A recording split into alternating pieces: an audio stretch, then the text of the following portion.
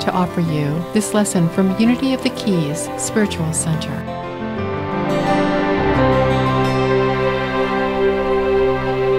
Good morning. It is nice to be here again. Thank you for welcoming me. Do you make New Year's resolutions? How many of you made a New Year's resolution? Be honest. Come on. How many have already broken their New Year's resolution? Yeah, I used to make New Year's resolutions, and the normal course of action was that by January 3rd or 4th, it would have been broken. So I quit making New Year's resolutions.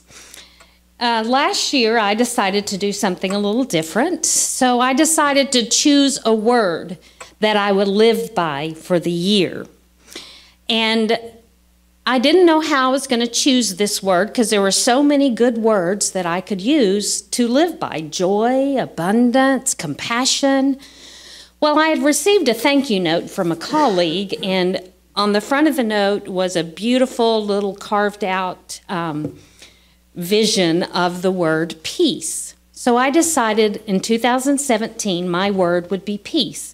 So I put this card up, and so every morning when I got up, I saw the word. Well, that word kind of chose me. So it's 2018, and I'm wondering what word am I going to choose for 2018, or what word is going to choose me? And I was a little disappointed in myself because I did a really great job of living the peace word for the first 8 months of the year. Well, we know what happened in September. And so for the last few months of 2017, I didn't live that word so well. So I wanted a word that I would be successful at living. You know, you never want to fail, right? But it was tough. It was really tough at the end of 2017. I don't know what your experience was of Hurricane Irma. I don't know if you've completely recovered, if things are back to normal. But it was tough, and I was really glad to see 2018. So what was my word going to be? Well, one of the tough things in 2017 was my daughter's garage caught on fire while we were there celebrating Thanksgiving. And in the garage was a lot of my stuff. My family heirlooms, my papers, all of my handwritten sermons for the 33 years I was in ministry. They were right there in the fire, right where it started. So I was going through papers trying to see what could be salvaged and what didn't completely burn up. And I came across an article. It was an article I'd written 15 years ago, and it was about a friend of mine who had just died. And you may have heard his name. His name was Rick Husband, and he was a commander of the Columbia Space Shuttle. Well, 15 years ago, Rick and I had been friends since junior high. We'd gone to the same church. We'd been in choir together. We'd done all kinds of things together. But here I am sitting at my computer the morning of February 1st, and I see the reports about the Columbia, and I knew Rick was on it. And I'm sitting in East Texas, and the debris is falling in East Texas. So here is this article that I had written for the church newsletter 15 years ago. It was kind of cathartic for me to talk about my friend Rick, who had gone, a wonderful, faithful man of compassion and a very large heart. He had a family, 2 small children, and his wife. And I remember some of our times together. In high school, we were in choir together, and we got to go to the Vienna, Austria Choir Festival. And we actually won the festival at Salzburg, Austria. We were a great choir, let me tell you, the best in the world. Well, maybe not, but we were the best of the ones that were there at the time. We had been leaders in our youth group together. We would lead, back in the 70s, which I'm dating myself, back in the 70s, you would kind of gather around with your little folk guitars and sing Kumbaya. And can I get some water, please? And Rick and I would there's some here, thank you.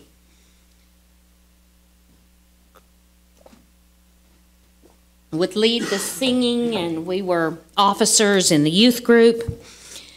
But then I remembered the high school musicals. We did 2 musicals when we were in high school. We did Man of La Mancha and Fiddler on the Roof. And in Man of La Mancha, he was Sancho Panza, the one who rode the donkey beside Don Quixote. I was a dungeon prostitute. I don't know. Then the next one was Fiddler on the Roof, and I played a Jewish mama, which someone said there would always be room for a Jewish mama in the play. So there I was, and he played Motel, the love interest of Zeidel, Tevye's daughter, who was actually being given to another man. And, there's lots of beautiful music in this play. I don't know what's happened to me here. I haven't spoken in a long time. Sunrise, Sunset was sung at every wedding in the 70s and 80s, right? But the song I remember most was one where we were in the bar setting. Of course, I wasn't there because I was a dungeon prostitute. But Rick was there, and they did the dance where the Russians had their arms like this, and they had bottles on their heads. And I remember, thank you. I remember Rick actually doing that dance, and he did a great job. And you remember what the song was? Who can remember the song? L'chaim, to life. That is how Rick lived his life. He would lay down when he was in elementary school on the grass in his backyard, look up at the sky and watch the planes go over. And he'd say one day, I'm going to be an astronaut. And he was. I remember the first day he was in Houston to become an astronaut. My daughter's class was there at NASA, and he agreed to come and give them a private tour. A man of compassion and a large heart. I am so sorry. But he lived his life by Scripture. John 10, I came that they may have life and have it abundantly. He lived a life of abundance of love, abundance of caring, abundance of giving.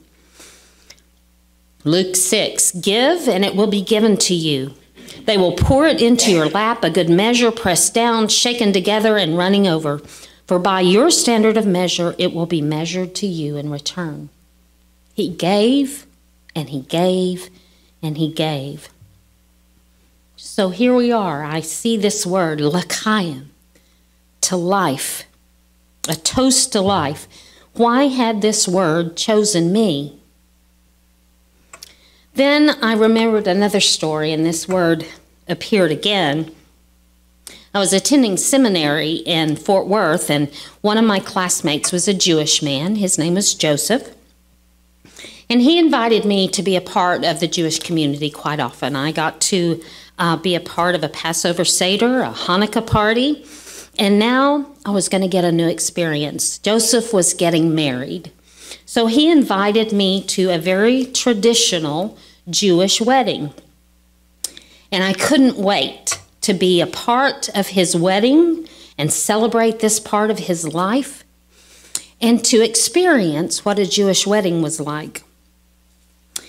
Well, it was at this wedding that normally they have the toast, l'chaim, to life. More literally translated, for life, a life of health and wellness.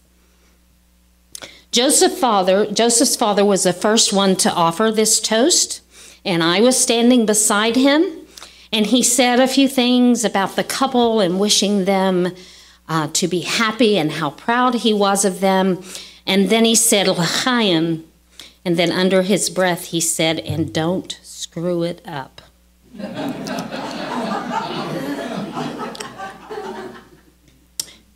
If you look back in Deuteronomy, that's kind of what Moses was telling the Israelites one day as he's standing on the mountain. He'd led them across the desert for 40 years and out of their time of slavery, and most of the first generation that had left Egypt had died off, and they had angered God because they had not trusted, and they had gone back to the ways of the Egyptians, and they were whining and complaining, and God swore to them that they would not see the promised land. And Moses also would not get to enter into the promised land. But God had promised Moses that he could see it, that he would be able to see the land to which they had traveled. So in Deuteronomy, he's standing on this high hill. He's looking over the border into the Canaan land, and Moses is reminding the Hebrews of the past, reminding them of their time in slavery, of their liberation at Passover, of their trek through the desert, and of God's giving the law at Sinai. He reminded them of the 10 Commandments and the 613 other laws that are required in Torah. And now he's entrusting these people who had traveled with him to Joshua. He's encouraging them a life of success in the land that God had given them. So he says to them, you have a choice between life and death. And Moses says, choose life, l'chaim. He tells them in doing so successfully, it's really a simple thing for them. There's 3 things: the commandments, follow the laws, but love God, obey God, and be faithful. Choose life so that your descendants may live. Or as Joseph's father put it, l'chaim, and don't screw it up. Paul writes to a complaining church in Corinth.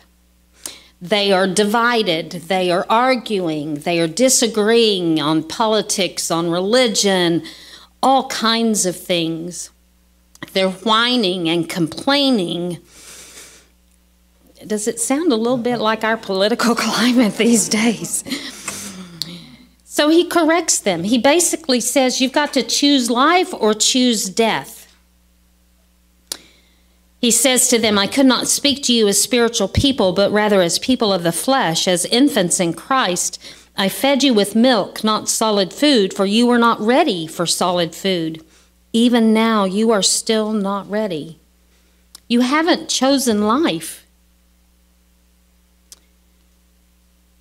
He reminds them it's a choice. Choose life. And I keep going back to l'chaim. Why is this word choosing me in 2018? Because it keeps showing up. You recall that Jesus said the greatest commandment was to love the Lord your God with all your heart, soul, mind, and strength, and love your neighbor as yourself. It wasn't anything new. It's what the Hebrew Scriptures had already said, what Moses was reminding his people of, what Paul was telling the church. Choose life. And by you choosing life, you choose life for those you love. There's a story about a rabbi contemporary to Jesus' time. His name is Rabbi Hillel. He was the leader of one of the influential schools of Judaism at the time, and there's a story related to the Jewish Talmud that tells about a Gentile who was curious about Judaism. And if anyone wants to take this challenge, please stand up now. No one? I'm serious. You want to...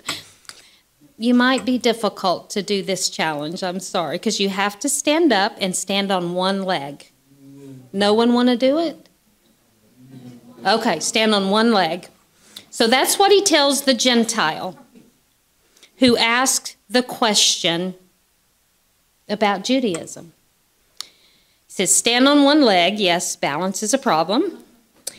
And he says to him, what is hateful to you, do not do to your neighbor. That's the whole Torah. The rest is commentary. Now go and read it. Okay, you have successfully completed the challenge. What is hateful to you, do not do to your neighbor. That's it. Love God with everything that you are, and love your neighbor as yourself, which is everything that you are. So Moses is telling them, just do it. Paul is telling them, just do it. Rabbi Hillel is telling him, just do it. Right.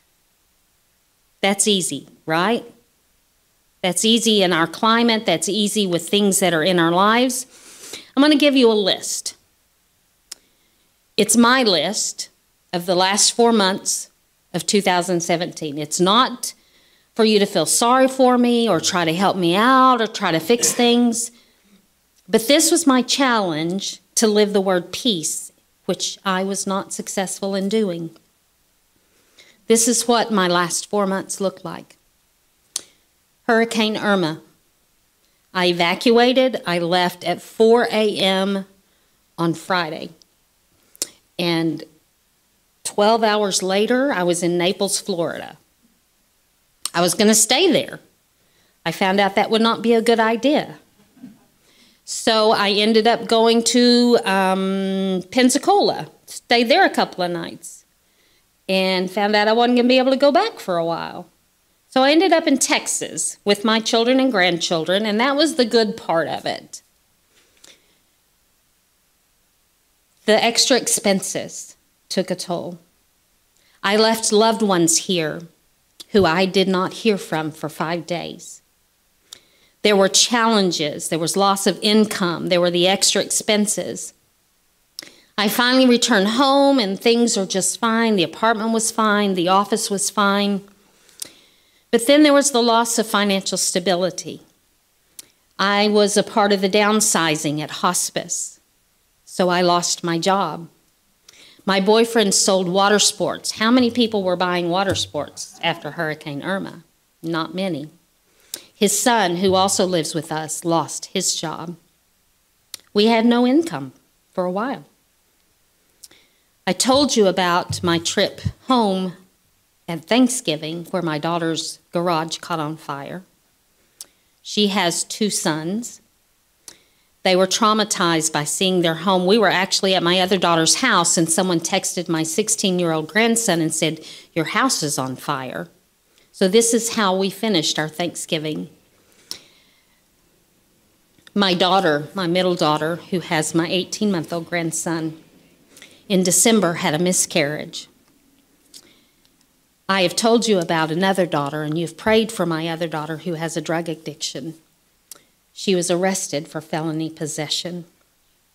My father was hospitalized because he fell and had to have a metal ball put in his hip. He hasn't been able to eat solid food for 3 months. My mother has been diagnosed with dementia. I did not live the word peace the last 4 months of 2017, and I was grateful to see 2018. So, L'chaim, why is this word choosing me to life? Life is too tough. How do I live abundant life in the midst of all of this and live life without screwing it up? Well, choosing life is part of it is recognizing that I don't have ultimate control over everything and giving that away. And doing the next right thing in the midst of all of that. It's taking responsibility for the things that I have done wrong, where I have not lived in the way that I should. Choosing life means choosing to love myself in spite of those failings, and choosing to love others, even those with whom I disagree. And there are a lot of disagreements these days. So it's choosing to get better rather than to get bitter. And I was on the verge of getting bitter, of saying, I cannot take one more thing. Choosing life means to stop living in the last 4 months of 2017 and taking steps into 2018. Moses says to the Israelites in his toast to life, "For this commandment, which I command you this day, is not too hard for you, not too remote. It's not in heaven that you should say, 'Who will go up for us and bring it down to us that we may do it?' Nor is it beyond the sea that you should say, 'Who will cross the sea for us and bring it over to us that we may do it?' No, it is very near to you in your mouth, in your heart, and you can do it." On February 1st, 2018, it will be the 15th anniversary of the Columbia Shuttle. I want to share with you a portion of the letter that Rick's mother wrote and that was read at his celebration of life. So for all of you, I have a few requests to ask of you today, requests that I believe Rick would make to you. I request that you keep the circle of family and friendship and community active and alive and strong. I request that you use your hands and your eyes and ears and brains as a window into your soul, that you take time each day to reach out, to call, to email, to text each other, that you reach out and remember how good a real-time hug feels, to give and to receive. That you take time to see the beauty in each day, even when it's cloudy and full of tears. That you actively listen to each other, even when talking is so much easier. I request that you cultivate curiosity, that you take time to think or talk about something new every day. I request that you never lose a sense of gratitude for all of the blessings that we have been given, for all that we have shared, for all that we experience.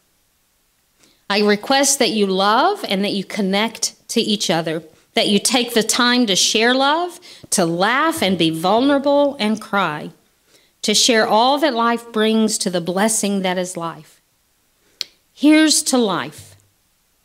In the words of Rick's favorite musical, here's to prosperity, our good health and happiness, and most important, to life, l'chaim. L'chaim, l'chaim, to life. Life has a way of confusing us, blessing and bruising us. Drink l'chaim, to life. God would like us to be joyful, even when our hearts lie panting on the floor. But how much more can we be joyful when there's really something to be joyful for? To us and our good fortune, be happy, be healthy, long life, and if good fortune never comes, here's to whatever comes. Drink l'chaim, to life. I want to ask you to meditate on these final words with me on the power of love. Teach us to search for the fine qualities in others, to recognize their immeasurable worth. Teach us to cultivate a love for all your children, for no one is without redeeming value. Let the good in us connect with the good in others, until all the world is transformed through the compelling power of love and life. May we choose life in the year ahead. Choose life. I choose life. L'chaim, and I will do my best not to screw it up. Namaste.